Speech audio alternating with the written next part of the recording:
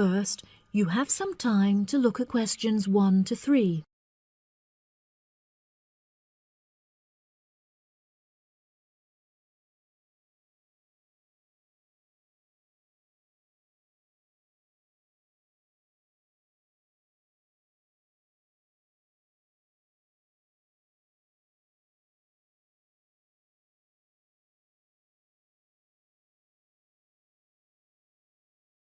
That'll be $23. Right, there's your change. Have a nice trip. Oh, I'll just get your bags out of the boot. Thank you very much. Now, George, let's find the check-in desk. Yes, but with all the changes they have made here at the airport, I'm not sure where the check-in desk is. I know, it's strange, isn't it? Why don't we ask for help? Good idea. What about that man sitting down over there? Which one? The one with the hat on and in the trolley? No, the one with the uniform behind the table. I'll ask him. Excuse me, could you tell me where the check-in desk for France Air is, please? Oh, let me think. The best way to get there would be to turn left at the end there, where the cafe is, and then go straight ahead until you're opposite the departure gate's entrance. Oh, no. Sorry. It might be quicker to turn right as soon as you get past the cafe, and keep going along the corridor until you come to the sliding doors at the end. On the left. Yes, that's it. All the check-in counters are in a hall there. I'm pretty sure France Air is directly to your left as you walk in the hall. Thanks a lot. So, it's the left past the cafe and then right opposite... The bookshop. You can't miss it. Come on then, Lisa. We don't want to be late, and I want some time to get a cup of coffee and look around the bookshop. OK, George, but I want to go to the restroom first. I'll meet you at the check-in desk.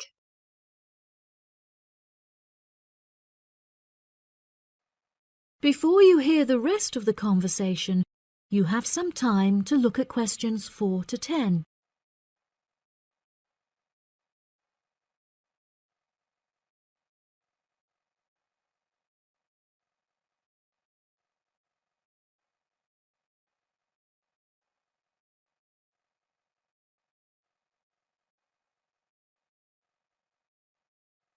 Now listen and answer questions 4 to 10.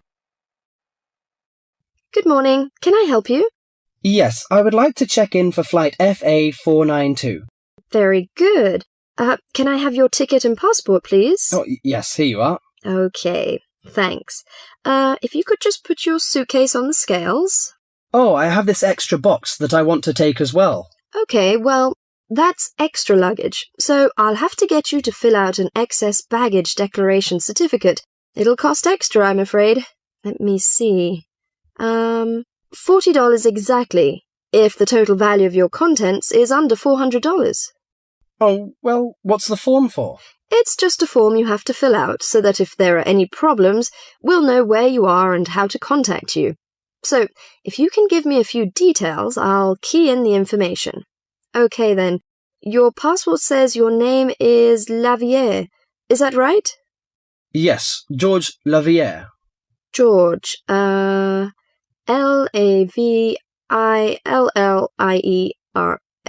Good.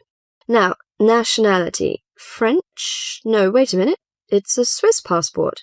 Well, yes, I live in France, but I was born in Switzerland. Swiss. Very good. Flight number FA492. Destination is... Paris. Are you connecting with any other flight in Paris, or will you be staying there? I'm spending my vacation in Paris. Well, Sèvres, just outside Paris. OK. So what's the phone number there? Let me think. The country code for France is 33, and the number is 198614537. Right, so that's 331-9861-4537. Yes, that's it. And can you tell me briefly what you have in the box? Well, there are some books, just university textbooks from last semester, some clothes, and, my computer disks. OK, thank you. And what would be the approximate value of the contents? Quite a bit, actually. About $150. That's all. There's your receipt for the box, your passport and ticket, and here is your boarding pass. Gate 7. You can board the plane in about 35 minutes. Have a nice flight. That is the end of part 1. You now have half a minute to check your answers.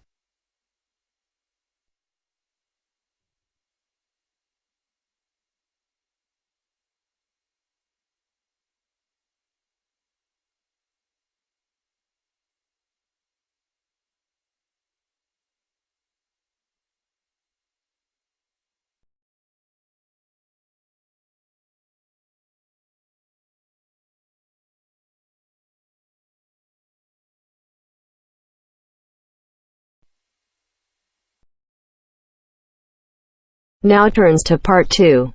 Part 2. You will hear a talk about the history of a poetry award. You have 30 seconds to look at questions 11 to 15.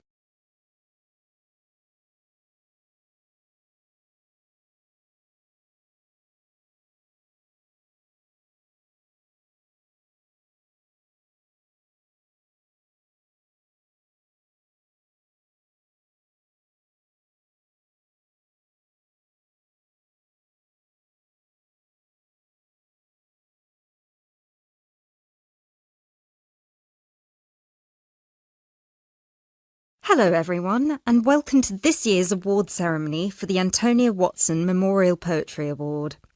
As with previous years, the competition has been particularly fierce and we received numerous excellent entries, so it's an incredible achievement for our 3 finalists who are sitting here amongst you, and we should congratulate them all. However, as with every competition, there can unfortunately only be one winner, and we will be announcing them shortly. Before we do, though, a few words about the award itself. As most of you know, the Antonia Watson Memorial Poetry Award has been presented annually since 2010 and was presented biannually for 2 more competitions prior, once in 2008 and once in 2006. It is entirely funded by Antonia Watson's very generous parents, who offer £1,500 to the author of the best poem on a topic announced at each previous award ceremony, as well as £500 to the first runner-up and £250 to the second, bringing the total up to £2,250. Now, a few words on Antonia Watson herself, without whom none of us would be standing here today.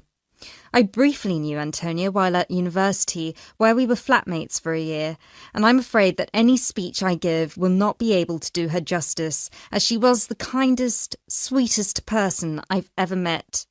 Thankfully, this part of my speech was written with the assistance of one of her siblings, Thomas Watson, who was not only her brother, but also her best friend. Antonia was born in Slayford, Lincolnshire, in December 1986. From a very young age, she displayed an inquisitive and creative nature, matched in volume only by the gentle kindness of her spirit. She wrote her first poem, named Love Barks, about the death of her dog at the age of 10. This was also her first poem to be published at her school's newspaper, just 2 months after another of her poems, Be Kind, won the 1996 Triad Children's Writing Competition and was published in the competition's anthology. While her early forays into poetry were crowned with impressive success, Antonia unfortunately ceased to write for a few years following the death of her very dear grandfather, Peter William Watson, in 1999.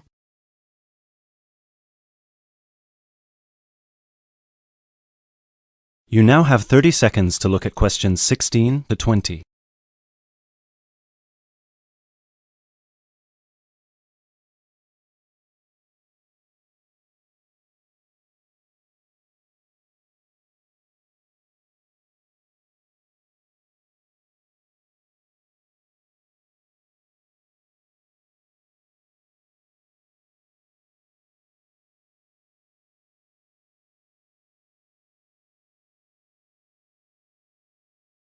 While her early forays into poetry were crowned with impressive success, Antonia unfortunately ceased to write for a few years following the death of her very dear grandfather, Peter William Watson, in 1999.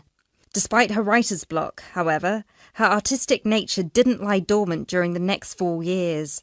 She had an active role in various theatre plays, and she also ventured into painting. A few of the plays are available on the internet, and you can find several of her self-portraits on our website, and you can see for yourself how impressive they are. But poetry, of course, remained her passion even then, which is why in 2003 she resumed writing, and her next poem, The War on Both Sides, was published in her college's journal. At the age of 18, Antonia moved to Sheffield to study English literature at the University of Sheffield. This is where she and I met, spending a whole year in adjacent rooms in a flat in central Sheffield. This is also where I met her good-natured, generous parents, Mr. and Mrs. Watson, who came to visit her regularly and always treated me like a daughter as well. Antonia and I grew very close during that period, and while we ran in different circles, we always found time for each other every week. Antonia self-published one collection of poems in August 2005. It was named Burning Stars, after the poem on page 16, which is also the date of her birthday. It was an immediate success amongst her peers at the University of Sheffield, and it was so cherished by her English literature classmates specifically that it had attracted the attention of one of her lecturers, who put her in touch with a literary agent. She had been due to begin working on her second collection right before her tragic passing in a car accident just 5 days before her 19th birthday in December 2005.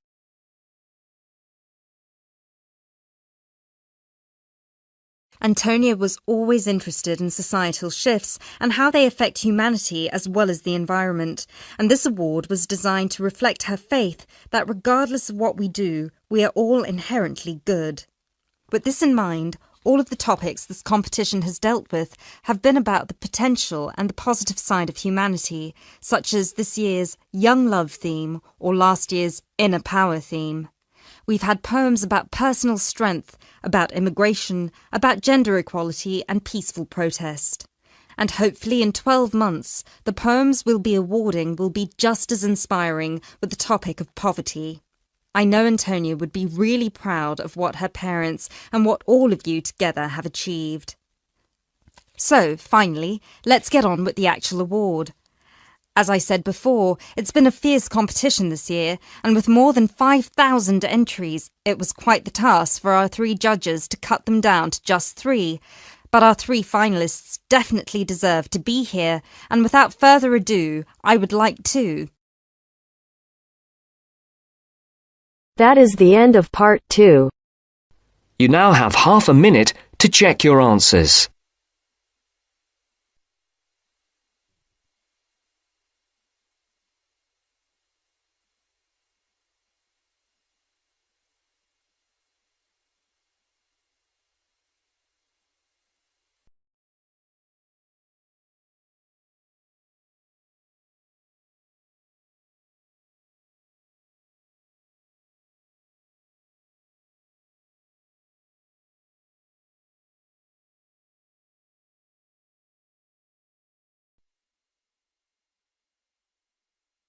Now turns to part 3. Part 3. You will hear a tutor and 2 students discussing the best ways to study. First, you have some time to look at questions 21 to 25.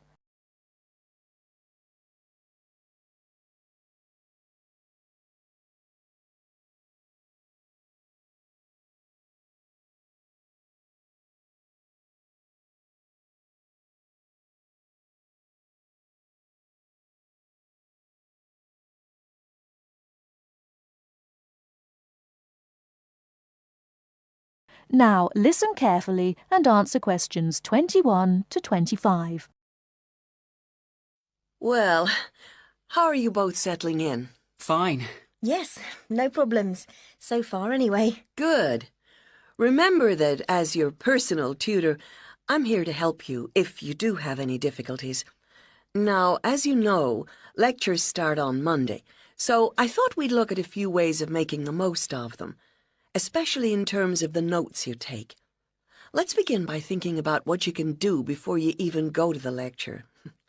Any ideas? Make sure you're up to date with all the background reading, so you know plenty about the subject already. Yes, that's essential. The lecturer will assume you have that knowledge. Anything else, Carlos? Well, check what the topic's going to be. Of the lecture, that is. I'd go a bit further than that and consider what the content may be. Then you could ask yourself some questions that you want answering, and listen out for the relevant information during the lecture. Okay. Now that brings us to the lecture itself and the actual business of writing notes. But there's a lot to deal with there, so we'll come back to that later. What I'd like to do for the moment is continue with the process of note-taking and move on to the next stage. Any suggestions for what that might be? When the lecture is over, you mean? Yes, once you're able to sit down somewhere quiet with your notes. Read them? More than that, you need to make sure they'll still make sense to you weeks, months later. Edit them? Yes, that's what's needed. It's well worth spending a few minutes on it. Any missing words, anything difficult to read, things you didn't have time to jot down, now is the time to do so, while everything's still fresh in your mind. Right. And after that, when's the best time to revise them? When do you think, Carlos? I'd say just before the next lecture, in the same subject. Precisely. That's a vital time to look at them again, for obvious reasons. But it's definitely not the only time. When should you revise them again? A month later, maybe? Sooner, and much more often than that. I'd recommend you look at them again once a week. That's why it's so important they're complete and easy to follow.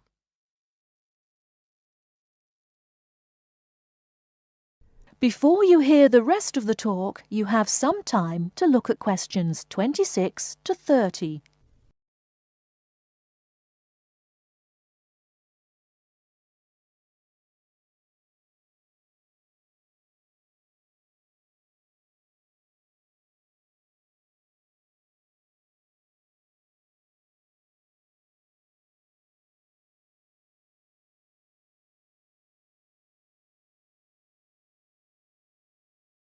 Now listen and answer questions 26 to 30. Right. Let's go back to note-taking and begin with the basics before the lecture has even started. What should you do when you walk into the room? Get a good seat, at the front if you can, where you can hear clearly and avoid distractions. Yes, though obviously others will have had the same idea, so it's as well to get there a bit early. So, when the lecture's underway and you're busy jotting things down, what should you try to ensure?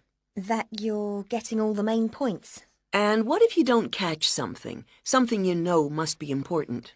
I'd leave a space. Then I could check it later.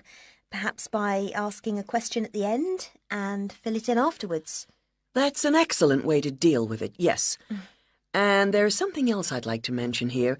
Talking about going through notes afterwards, it's absolutely vital that what you write is legible for one very good reason. It saves time. You'll waste many hours during the course if your revision is held up because you can't read what you've written. Okay. What else can we do to make listening and note-taking more efficient? Well, I always listen out for signpost words. Sorry, what are they? They're the ones lecturers use to say where they're going. A bit like a signpost at a road junction, I suppose. Things like, the first reason is, however, to sum up, and so on. Yes, they can tell you when something important is coming. And help you organize your notes, too. Is there anything else you can add, Carlos? There's something I think's very useful, but it's later, after the lecture is finished. That's fine. Go on. Well, what I do is go through what I've written down, summing up the main points in a few words in the margin, on the left-hand side of the page. I try to use words that'll jog my memory, so that I can remember what everything's about when I look at them again. Yes, that can work very well. What some people do to review their notes is cover up their full notes from the lecture, maybe with a piece of paper or a card, and concentrate just on what they've put in the margin, trying to recall the details. Then they move the cover down a little and check whether they were right.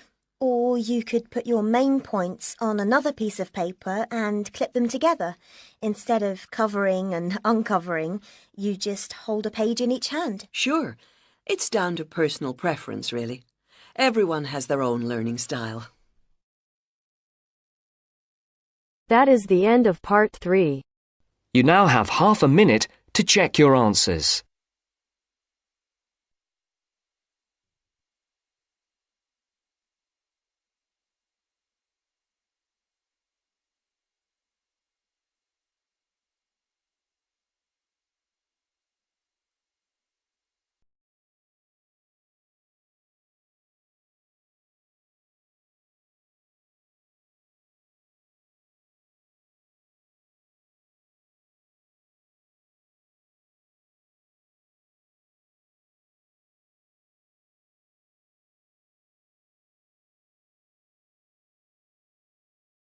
Now turns to part 4. Part 4.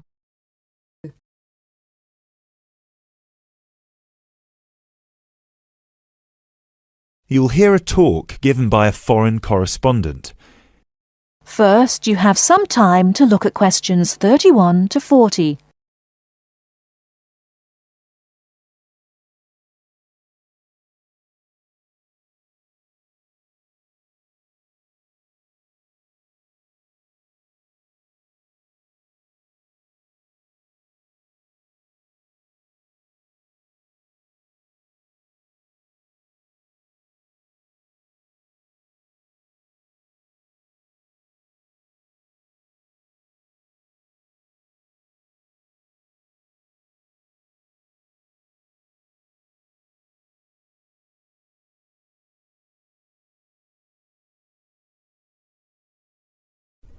Now listen carefully and answer questions 31 to 40.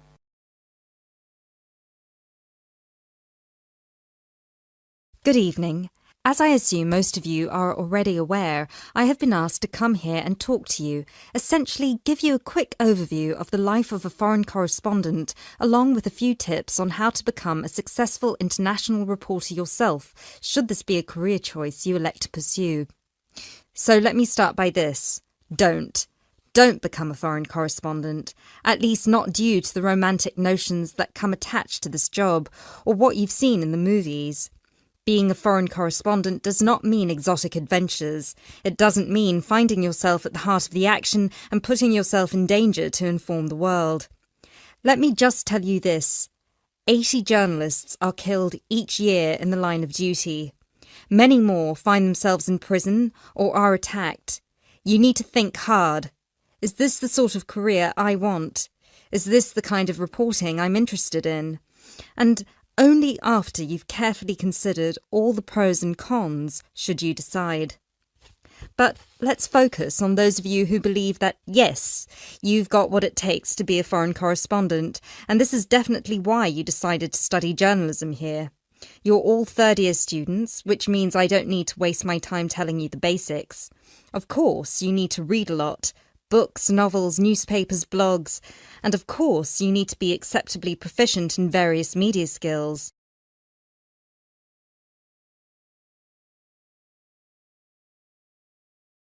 But what is it that's going to separate you from normal journalists and reporters? There are 4 things that'll make you different. The first thing is your experience of the world. You can't call yourself an international reporter unless you've been around and seen different places and different cultures. Seize every opportunity to visit other countries, meet people from around the world. It doesn't matter if it's business or leisure, just hop onto a plane and go everywhere. This will expand your horizons and sharpen your mind, something that, as a foreign correspondent, will help you understand better the culture of the country you'll be covering. And speaking of culture, this is a term you need to make sure you fully understand. What's culture? What makes a country's culture? Explore the culture of the country you're interested in. The music, the literature, the religion. Are there any cultural practices or conflicts you need to be aware of? Are there any tensions within the country? Why? The most important element of culture, of course, is the language. Do yourself a favour, whether you're planning to become a foreign correspondent or not. Learn a foreign language. So many of us are culpable for just sticking to just English, and while English is a very important language in the world, it would be foolish to think it's the only one. Pick a language whose sound you enjoy, a language you find interesting. Trust me, your future CV will thank you for it. And finally, history. Don't expect to be given a job as a foreign correspondent if you don't know anything about your target country's history. No piece of news is disconnected from the past. The whole world tells a story, and your coverage will suffer if you attempt to arrive in the middle with no reference to or understanding of what came before. The hows and whys always lurk in the past. Seek them. The world of international journalism is changing, like every other industry, due to the internet. The arrival of globalization brought with it a whole new set of rules, and you'll do well to comprehend what they mean for you. Unfortunately, gone are the days when a newspaper would hire you and deploy you to a country. Increasingly, newspapers around the world are beginning to favour freelance journalism, offering opportunities to local reporters with the necessary chutzpah and an understanding of the zeitgeist in their region. What this means for you is that you won't just have to start at the bottom. If you want to sustain yourself as an international reporter, you'll also have to pursue many different avenues at once. You'll need to persevere and push and build contacts everywhere. An old student of mine, a terrible student at university, but an incredibly intelligent woman, she came to find me at a conference that was recently held in Yemen, where I delivered a speech on the future of journalism. She was working for 3 different newspapers as a freelance foreign correspondent, one of them The Times, and she told me that the one piece of advice I gave her that stayed with her and helped her with her career was this: don't be afraid to fail. It will happen over and over again. It's how you deal with it that matters most. So keep this with you, this one piece of advice. Oh, and don't forget, your passports need to be kept current at all times. Thank you very much for listening. That is the end of part 4. You now have half a minute to check your answers.